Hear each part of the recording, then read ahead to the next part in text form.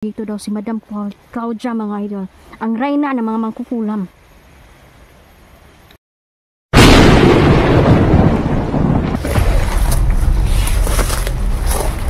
Nasa itaas sila ng punong kahoy, mga idol. Oh. Pinipilit talaga nilang maisahan tayo dito.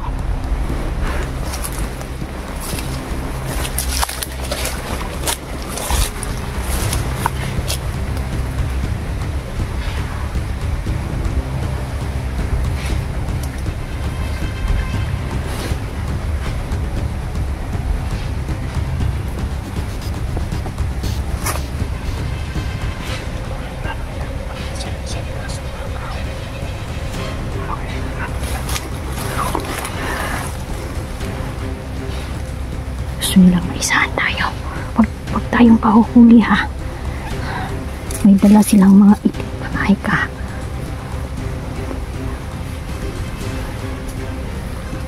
Ayan kayo. Sinasabi nila magkukulam. Madaming mangkukulam ngayon. Isang grupo ito na pinakawalan ng mga leader, mga idol. Gamit nila ang satanic power. Sa tingin ko tayo si General Mbak nabihat. Asa man dyan mo ka gahapon di ay, di ba? Pumunta kami doon sa... Kaya nga nagdali-dali akong bumalik sa inyo kasi... Ha? Hindi naman nila tayo makikita.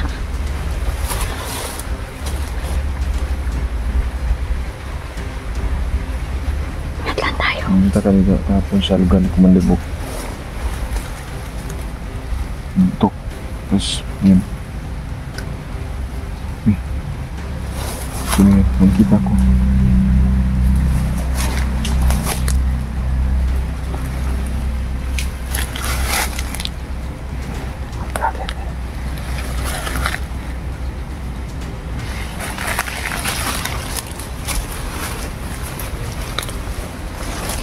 Dami nila dito, mga ito.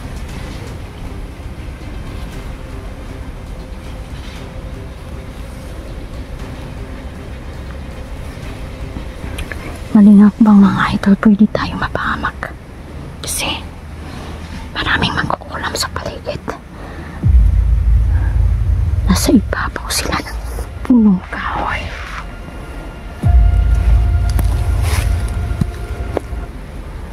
Sana okay lang si Jandril. Kinabahan na ako.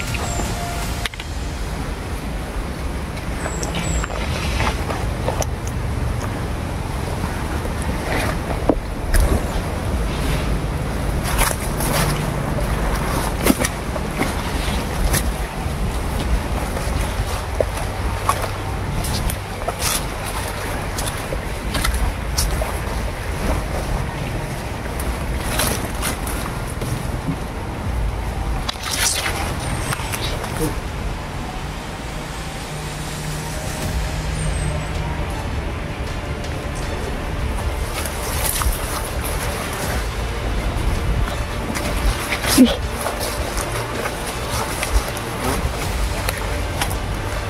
nandito na si Janril.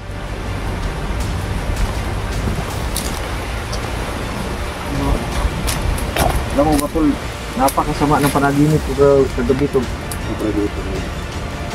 Sandalan ako di umi Commander Bugtok eh. So, mag-iingat kayo ha. Kasi si Neo da, balitaan ba na ninyo ba? Na parang kinulam. Huh? Kinulam daw siya. Siya pala yung sinasabi natin kaibigan na mapapahamak ba? Tol, mag-iingat. Ang daming mangkukulam. Ngayon. Ingat ka kay. Ingat ka kay. Tawag nito. Di Commander Bugtok. Ikaw ang pinaka-priority.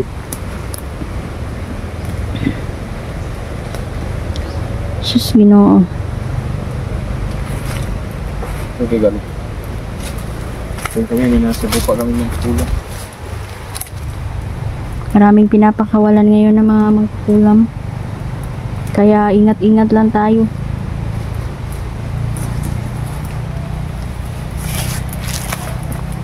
Sabi talaga sama na panaginip ko sa buti ko.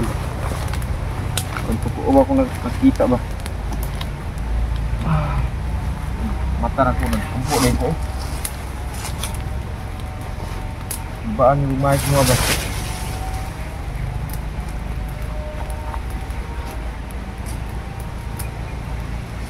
Hindi talaga natin. Gabi, asa ka nakatulog gabi, day? Ha? Asa ka nakatulog gabi? Asa ko anak ko eh. Dun sa gubat. Sa gubat na ako nakatulog gabi eh. Kasi ano na, napaka ano na eh, na ang daming kalaban kagabi, kahapon. Pilit ko kasi humiwalay sa kanila mga idol kasi may mga utos yung mahal nating kaibigang mga diwata. Pumunta ako mga idol. Kaso, may balitang nakakalungkot no dahil parang may mamamaalam na hunter na naman kasi dahil sa mga mangkukulam na to mga idol no nagiging Hindi ko yan matagalan pa yan pagkuhan, mamatayan niyo ba? Malakas kasi yung kulam na binigay sa kanya. wala na pala siyang pangontra, sana maging okay na siya pero gagawin natin lahat, matulungan natin ang ating kasama. Looy mampud ba? So malayo lang talaga mga idol no, kung saan ang area niya. Pero sige lang, hinahinay lang ta.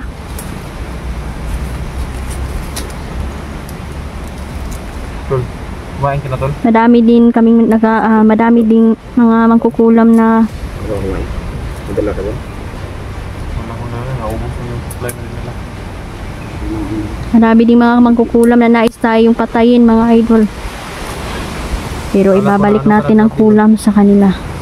Wala silang karapatan kitilin ang ating buhay sa pamamagitan ng isang kulam. Kapal ang mukha nila. Sila pa yung mapatay ng mga inosente, tapos sila pa yung mangkulam. Mga walang hiya talaga sila mga idol. Daming kalaban dito.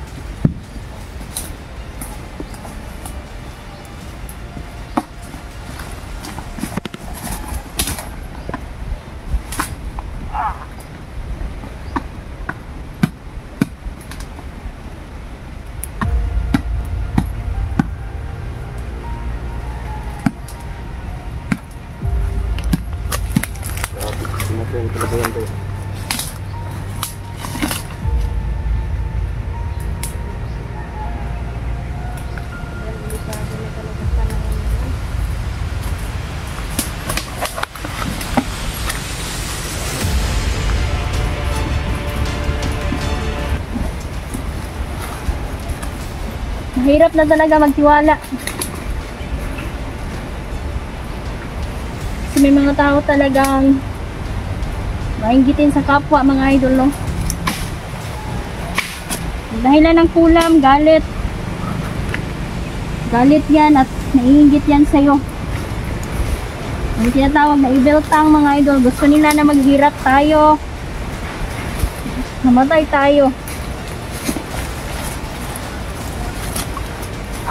Kaya hindi talaga dapat pagkatiwalaan ang mga magkukulam. O isa man sa mga tao kasi nagbabalat kayo lang sila, mga idol. Kaya ingat-ingat tayo. Mainit na kami sa mga mata ng mga leader, mga idol, lalo-lalo na sa mga politiko ngayon na kakampi ng mga bandidong ito. Nanonood din sila, mga idol, kaya hinahinay lang tayo, mga idol. Hindi natin pwedeng sabihin ang mga plano kasi mautak din sila. Kung saan area kami, mga idol, marami din kalabang pumupunta, kaya minsan late upload tayo. Sinugo na tayo.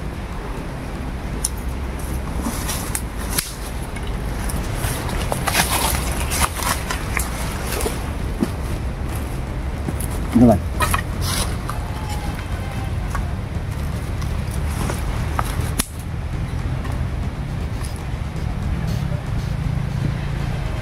Tol, mag-ingat ka talaga, tol, ha? Kasi masamang pangitain yung panaginip ko. Sige po. Tatandaan ko yan. Kailangan natin bigyan ito ng humot kasi ba?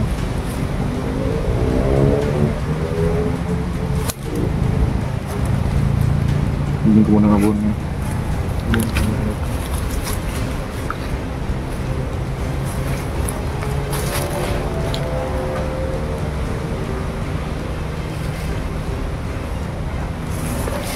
Kailangan proteksyon na ng bawat isa.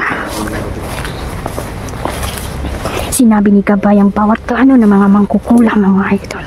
At may isa pang hunter ang delikado ngayon. Hindi lang si Neo, mga idol. At meron pang mapapahamak ng mga hunter.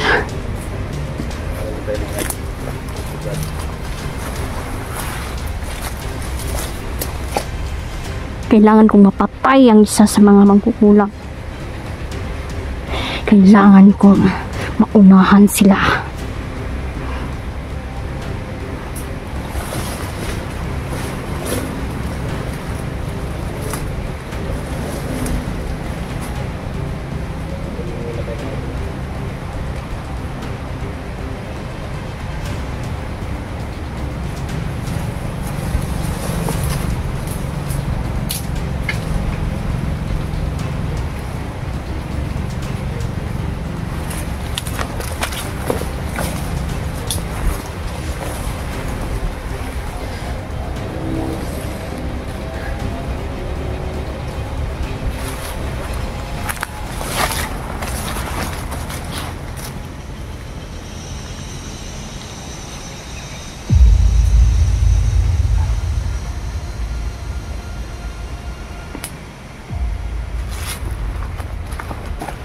Kung nararamdaman ninyo, mga idol, na kayo ay kinulam,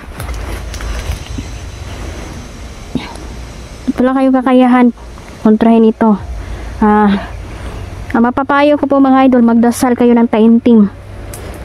Palakasin ninyo ang inyong paniniwala, mga idol. Huwag kayong matakot. Huwag kayong matatakot, mga idol, dahil sa takot dyan kanila papatayin at mawawala ka na sa focus. Kaya nasan ka ngayon? Kung nararamdaman mo na kinulam ka ng isa sa mga taong galit sa'yo o nangingit sa'yo, magdasal ka. Magdasal ka palagi. Kumuha ka ng isang basong tubig at kandila. Sindihan ninyo. Ako nang bahala dyan.